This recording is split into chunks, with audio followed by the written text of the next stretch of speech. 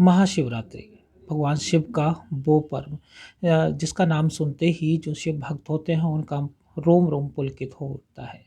भगवान शिवरात्रि शिव भक्तों के लिए काफ़ी खास पर्व खास दिन माना जाता है।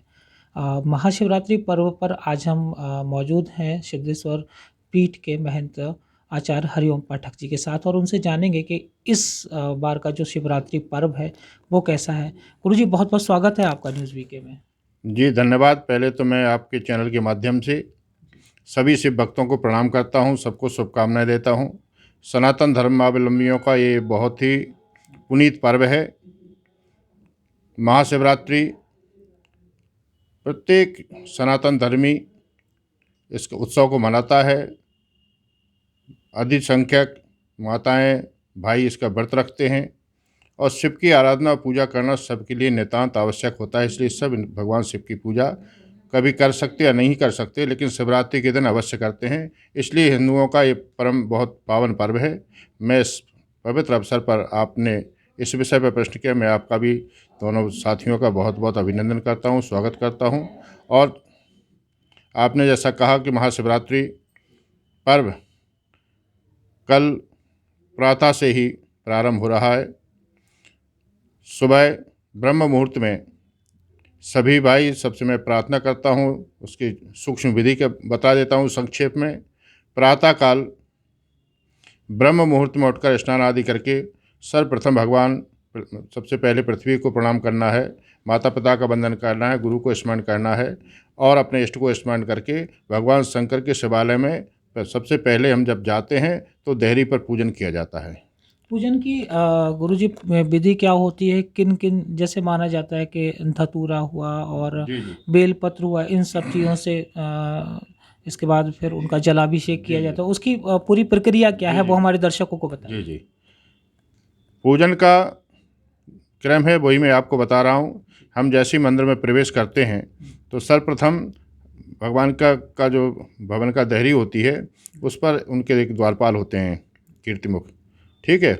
उनका हमको जल चढ़ा करके उनको सबसे पहले अभिनंदन करते हैं, पुष्प चढ़ा देते हैं। उसके बाद मंदिर में प्रवेश करते हैं, नंदी भगवान का दर्शन होता है, नंदी भगवान को भी हम नमन करते हैं, प्रणाम करते हैं। फिर मंदिर में पहुंच जाते हैं। मंदिर में पहुंच करके हम सर्वप्रथम भगवान गणपति को पूजा करते हैं, माँ पार्वती की पूजा करते हैं, स्वामी कार्तिकेय दूसरे पुत्र हैं उनके बड़े पुत्र भगवान शंकर की, उनकी पूजा करते हैं और नंदी का पूजन करते हैं। उसके बाद ये पंचांग पूजन की व्यवस्था है। फिर भगवान शिव के पूजन का क्रम प्रारंभ होता है। भगवान शंकर के पूजन में चंदन, चावल, पुष्प, यज्ञोपवीत और अक्षत, भांग, धतूरे का पुष्प, धतूरे का जो बीज होता है फल, वो बेलपत्री, बेल का फल, ये सब हम भगवान क्रमशः मंत्रोपचार से या श्रद्धा भाव से क्रमशः हम भगवान को अर्पण करते हैं। जलाभिषेक करते हैं, दुग्धाभिषेक करते हैं, दूध, दही, घी, शहद, शक्कर, पंचामृत, पंचामृत, इन सबसे भगवान का स्नान कराने के बाद फिर भगवान का सविधि पुष्पमाला और बेलपत्र से श्रृंगार किया जाता है। फिर हम धूप दीप अर्पित करते हैं, आरती उतारते हैं। ये सूक्ष्म पूजा है भगवान शंकर के किसी भी मंदिर में पहुँच कर करने की। और इससे अतिरिक्त यदि कोई करना चाहता है तो भगवान शंकर की पूरा व्रत करने के बाद रात्रि के समय 4 पहर की पूजा होती है। जी, तो 4 पहर की पूजा किस जी, तरह से 4 पहर में हम सबसे भगवान का श्रृंगार हो जाता है। भगवान का विवाह का पर्व होता है, भगवान का गांठ जुड़ी होती है पार्वती जी से। जी, ऐसे उस पुनीत अवसर पर भक्त भगवान के सामने बैठते हैं, अखंड ज्योति जलाते हैं, दीपक के साथ साथ अगरबत्ती भी, धूप भी जलाते हैं। अगरबत्तियों का बहुत लोग निषेध करते हैं, लेकिन धूप बत्ती जलाते हैं। इसके साथ फिर हम माला आसन लेकर के बैठ जाते हैं, आसन पर का पूजन कर लेते हैं, स्मरण कर लेते हैं, भगवान शंकर को स्तोत्रों का पाठ कर लेते हैं। फिर अपने किसी भी एक इष्ट मंत्र का या किसी भी इच्छित स्तोत्र का हम पाठ प्रारंभ करते हैं। उसके पहले जब हम पूजन करते हैं तो संकल्प करते हैं, मैं प्रथम प्रहर की पूजन कर रहा हूँ, पाठ कर रहा हूँ, भगवान शंकर को समर्पित कर देते हैं। फिर बैठ करके जप या पाठ करते हैं। इसी प्रकार रात को 4 भागों में विभक्त कर लेते हैं और प्रत्येक प्रहर पर फिर वैसे ही पूजन करते हैं सूक्ष्म रूप से, फिर संकल्प करते हैं कि मैं दूसरे पैर का पूजन कर रहा हूँ, अब तृतीय पैर का पूजन कर रहा हूँ, चतुर्थ पैर का पूजन कर रहा हूँ।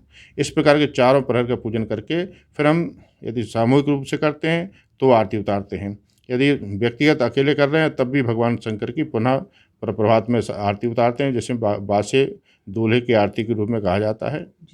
और भगवान के दूल्हे के रूप में बासे आरती उतारते हैं। फिर ये हमारे व्रत का पूर्ण होता है। दूसरे दिन भगवान स्नान आदि करके फिर भगवान के लिए प्रसाद बनता है, पुनः स्नान आदि कराया जाता है, भोग लगाया जाता है, तब हम व्रत का पालन करते हैं। ये हमारी सामान्य विधि है। जो लोग व्रत रखते हैं भगवान शिव का, उनको फल आहार इत्यादि में क्या लेना चाहिए और उनकी दिनचर्या किस प्रकार की होनी चाहिए इस खास दिन पर? मैं आपको बता दूं, इसमें पूरे दिन का जागरण है। प्रभात से ही जैसे हम ब्रह्ममुहूर्त से पूजन प्रारंभ करते हैं तो फलाहार लेने की विधि है। यथाहारौ निराहारौ तन्नमनस्कौ समाहितौ। हमारे शास्त्र ग्रंथ तो ये कहते हैं कि निराहार करना चाहिए। निराहार जो लोग नहीं कर सकते हैं वो फलाहार करें। जो फलाहार नहीं कर सकते हैं बिल्कुल, तो वो कम से कम जिनको किसी प्रकार की प्रॉब्लम है वो सेंधा नमक और ले सकते हैं, क्योंकि बहुतों को ऐसी समस्या तो बीपी लो हो जाता है, कुछ हो जाता है। ऐसी परिस्थितियों में सेंधा नमक लेने की परिस्थिति है, व्यवस्था है, तो वो फलाहार जरूर करें। फलाहार करेंगे फिर सायंकाल फिर फलाहार करके फिर रात्रि जागरण करें। क्योंकि अब यदि आप निराहार और यथाहार रह रहे हैं या दुग्धाहार से ही रह रहे हैं, कोई लोग अलग अलग ढंग से करते हैं, कोई दूध से ही रहता है, ठीक है, तो वो सबके अलग अलग मानता है। बहुत बड़ी विधि है जो आचार्य लोग बताते हैं, हम लोग भी बताते हैं। लोग सूक्ष्म में इतना ही है कि व्रत रखते हुए भगवान शंकर का दिन भर भगवान का स्मरण करना है अपने कार्य करते हुए, और सायंकाल रात्रि में जागरण पूरे करना है। इस बार एक विशेष मुहूर्त है जो मैं कहना चाहता हूँ। हमारे यहाँ शास्त्रों में कहा गया है कि अमावस हो, सतभिषा नक्षत्र हो और मंगलवार हो। ये ऐसा दुर्लभ योग होता है, कभी कभी शिवरात्रि को ही प्राप्त होता है वो, और वो इस बार हो रहा है। चतुर्थ पहर में मंगलवार भी होगा, अमावस भी होगी और सतभिषा नक्षत्र भी होगा। ये दुर्लभ नक्षत्र शक्ति साधना के लिए दुर्गा 32 एक हमारे यहाँ दुर्गा सप्तती में है, उसको सिद्ध करने का मुहूर्त है। तो जो साधक दुर्गा के उपासक, शिव के उपासक, शक्ति के उपासक उसे सिद्ध करना चाहते हैं, उनके लिए आज कल की रात्रि के चतुर्थ पहर में ये दुर्लभ मुहूर्त भी आ रहा है। इसलिए वो भी लोग भी कर सकते हैं, उनके लिए भी ये विशेष में जानकारी दे दूं। और आप सबका पुनः अभिनंदन, स्वागत, पूरे सभी के लिए बहुत बहुत प्रणाम जो दर्शक देख रहे हैं। जी, हमारे दर्शक एक चीज़ जो पूजन की विधि होती है उसमें मंत्र कौन कौन से खास होते हैं जो इस पूजन के दौरान उन्हें शिवरात्रि पर करना चाहिए?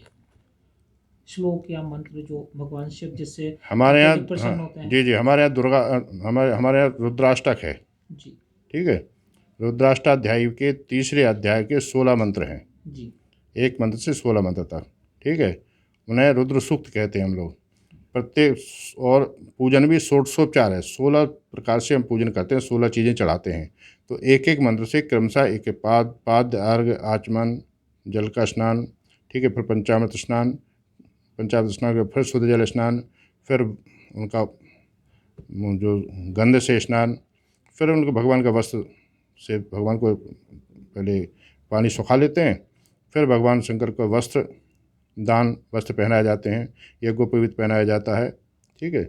यज्ञोपवीत के बाद फिर चंदन, कुमकुम, अक्षत, पुष्पमाला, ठीक है, बिल्वपत्री, धूप, दीप, नैवेद्य, ठीक है, आरती, नीराजन, ये सब करने के उपरांत क्षमापन स्तोत्र पढ़ा जाता है। ये 16 मंत्र हैं हमारे, उनसे भगवान शंकर का पूजन करना चाहिए। खुद नहीं जानते हैं तो किसी आचार्य को बुलावें और पूरा षोडशोपचार से भगवान शंकर की पूजा करें तो अधिक फल प्राप्त होता है। जी, आपका बहुत बहुत धन्यवाद। धन्यवाद, बहुत बहुत प्रणाम आप सबको। दर्शकों को का भी नमन, अभिनंदन, बहुत बहुत शुभकामनाएं शिवरात्रि महापर्व की। मैं झांसी की जनता को, बुंदेलखंड की जनता को, पूरे भारत की जनता को इस पवित्र अवसर की शुभकामनाएं प्रदान करता हूँ। आप स्वस्थ रहें, सुखी रहें। कोविड का काल चल रहा है, सावधानी पूर्वक भगवान शंकर का पूजन करें और स्वयं स्वस्थ रहें, दूसरों की सुरक्षा की व्यवस्था को पर ध्यान दें। जय श्री राम, हर हर महादेव।